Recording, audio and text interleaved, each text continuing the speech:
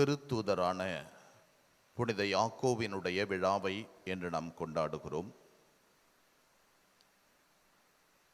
திருத்தூது பணியில் முதல் சீடர்களில் அழைக்கப்பட்ட ஒரு திருத்தூதர். இவருடைய சகோதரர் யோவான். செபதேயு தங்கள் தந்தையோடு அவர்கள் வலைகளை பழுது பார்த்து கொண்டிருந்த போது, என் பின்னே வாருங்கள் என்று இவர்களை ஆண்டவர் கலிலேயா கடற்கரை ஓரத்தில் என்று கூப்பிட்டார். அவர்கள் தங்கள் தந்தை செபதேயு, அவர்களுடைய கூலியாட்கள் இவர்களோடு அவரை விட்டுவிட்டு இந்த இரண்டு நபரும் யாக்கோபும் யோவானும் இயேசுவை பின்பற்றினார்கள்.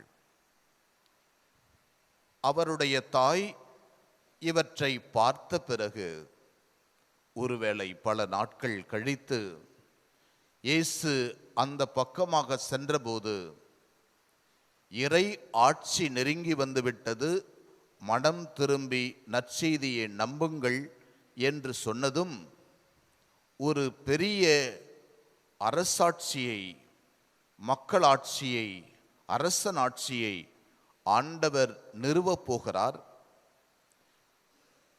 யூதர்களுடைய அதிகாரத்தையும் ரோமையர்களின் அதிகாரத்தையும் பிடுங்கி இயேசு ஒரு பெரிய ஆட்சியை நிறுவப் போகிறார் என்று நினைத்த இந்த பெண்மணி, என்னுடைய பிள்ளைகள் இருவருக்கும் ஆளுக்கு ஒரு அமைச்சர் பதவியை கொடுங்கள் என்று கேட்கிறார்.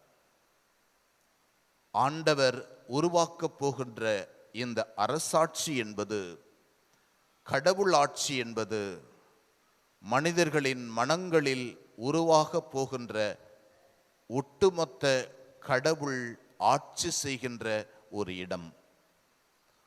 ஒவ்வொரு மனிதனையும் கடவுள் ஆட்சி செய்ய போகிறார். எந்த ஒரு மனிதன் இயேசுவே ஆண்டவர் என்று அறிக்கையிடப் போகிறாரோ அவரை ஆண்டவர் ஆட்சி செய்ய போகிறார் என்பதை அவர்கள் புரிந்து கொள்ளவில்லை. ஆண்டவர் கேட்கிறார், நான் குடிக்க போகும் துன்பக் கிண்ணத்தில் உங்களால் குடிக்க இயலுமா? அவர்கள் ஆம் என்று சொல்லுகிறார்கள். எனவே அவர் மீண்டும் சொல்லுகிறார், அவர்களை சுற்றியிருக்கின்ற சீடர்களை கூப்பிட்டு சொல்லுகிறார், புறையினத்தவர்கள் தலைவர்களை அடக்கி ஆள்வது போல உங்களுடைய கிறிஸ்துவ தலைமைத்துவம் அப்படி அல்ல.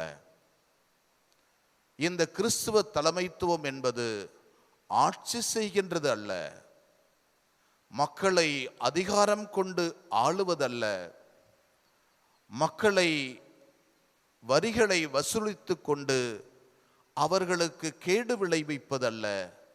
மாறாக என்னுடைய பிரசன்னத்தை, என்னுடைய ஆட்சியை அப்படியே கொண்டு போய் மக்களின் மனங்களில் வைத்து அவர்களுக்கு பணியாளர்களாய் நீங்கள் வாழ்நாளெல்லாம் வாழுகின்ற ஒரு தலைமைத்துவம் தான் இந்த கிறிஸ்துவ தலைமைத்துவம் என்று சொல்லுகிறார் ஆண்டவர். இந்த கிறிஸ்துவ தலைமைத்துவத்தினுடைய ஆழமான ஒரு பண்பை தான் தூய பவுல் கொரிந்தியருக்கு எழுதிய திருமுகத்திலே என்று பேசுகிறார். நாங்கள் கடவுளுக்கு உரியது என்பது எங்களுடைய வாழ்வு இதனால் விளங்குகிறது. நாங்கள் எல்லா சூழ்நிலையிலும் இன்னலுற்றாலும் மனம் உடைந்து போவதில்லை. இதுதான் கிறிஸ்துவ தலைமைத்துவம். குழப்பமுற்றாலும் நம்பிக்கை இழப்பதில்லை. துன்புறுத்தப்பட்டாலும் கைவிடப்படுவதில்லை. வீழ்த்தப்பட்டாலும் அழிந்து போவதில்லை. இயேசுவின் வாழ்வே எங்கள் உடலில் வெளிப்படுமாறு நாங்கள் எங்கு சென்றாலும் சாவுக்குரிய துன்பங்களை எங்கள் உடலில் தாங்கி சொல்கிறோம். தூய பவுல் வேறொரு இடத்தில் சொல்லுவார், நாங்கள் இயேசுவின் சாட்சிகள் என்பதற்காக எங்கள் உடலில் அதனுடைய தழும்புகளை தாங்கி செல்கிறோம் என்று. இதுதான் அன்புக்குரிய சகோதர சகோதரிகளே கிறிஸ்துவ தலைமைத்துவம். இயேசுவுக்காக வாழுகின்ற ஒரு வாழ்க்கை முறை.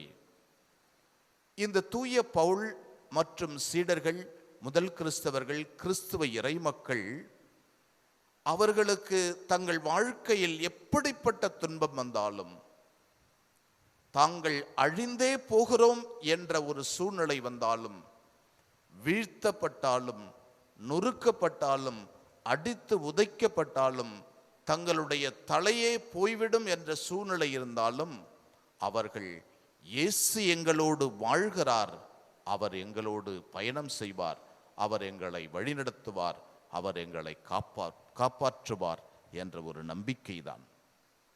அந்த நம்பிக்கைதான் கிறிஸ்தவர்களுக்கு அன்று தொடங்கி இன்று வரை இருந்து கொண்டே இருக்கிறது.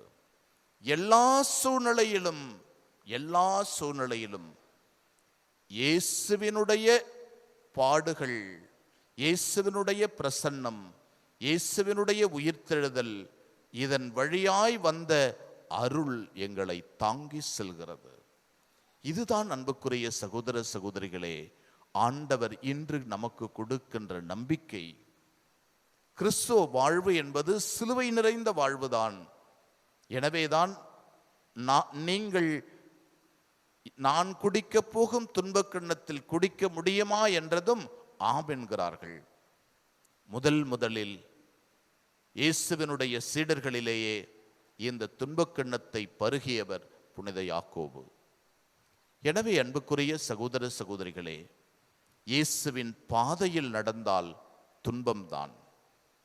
இயேசுவின் மதிப்பீடுகளை உடலில் தாங்கி சென்றால் அவைகளும் துன்பங்களை ஏற்படுத்தும் தான். உலக கண்களுக்கு அவை துன்பமாகவும், உலக கண்களுக்கு அவை வீழ்த்தப்படுதலும், உலக கண்களுக்கு அவைகள் நொறுக்கப்படுதலும் இருந்தாலும், இயேசுவினுடைய தழும்புகளை நாம் தாங்கி செல்வதனால் அது நமக்கு மகிழ்ச்சியான பாதைகள். ஏனென்றால் கடவுள் நம்மை தாங்கி செல்கிறார். இந்த நம்பிக்கையோடு அன்னை மரியனுடைய பரிந்துரையோடு வாழ்வோம். அன்னை மரியாள் இன்று நமக்காக பரிந்து பேசுகிறாள். எப்பேற்பட்ட சூழ்நிலையிலும், எப்பேற்பட்ட சிலுவைகளிலும் ஆண்டவர் நமக்காக நின்று கொண்டிருக்கிறார். அன்னை மரி நமக்காக பரிந்து பேசுகிறார். இந்த நம்பிக்கைதான் இன்று திருத்தூதரான புனித யோவான், புனித யாக்கோபு நமக்கு தருகிறார். ஆண்டவருக்கு நன்றி சொல்லி அவரை போற்றி புகழ்வோம்.